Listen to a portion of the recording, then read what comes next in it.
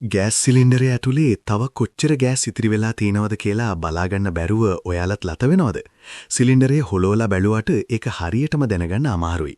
හැබැයි කිසිම වියදමක් නැතුව වතුර කෝප්පයකින් ගෑස් මට්ටම හරියටම මැනගන්න පුරුවන් සරල ක්‍රමයක් මෙන්න. කරන්න ඕනේ මෙන්න මෙච්චරයි. වතුර ස්වල්පයක් ගන්න. සාමාන්‍ය වතුර කෝප්පයක් ගෙන ගෑස් සිලින්ඩරයේ ඉහළ සිට පහළට බිත්තිය දිගේ වතුර ස්වල්පයක් වත් කරන්න. විනාඩියක් ඉන්න. වතුර වත් කරලා ටික වෙලාවකින් සිලින්ඩරයේ මතු පිට දෙස හොඳින් බලන්න.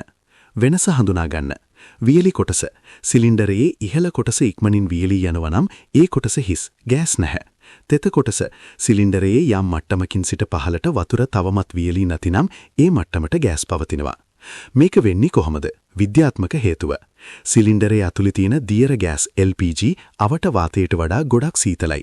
ඔබ වතුර වත් කළාම ගෑස් තියෙන කොටස සීතල නිසා ඒ හරියේ වතුර ඉක්මනින් වියලින්නේ නැහැ. ගෑස් නැති කොටස රස්නේ නිසා වතුර ඉක්මනින් වාෂ්ප වෙලා යනවා. වැදගත් කරුණු. සාමාන්‍ය ඇල්මරුණු වතුර භාවිතා කරන්න.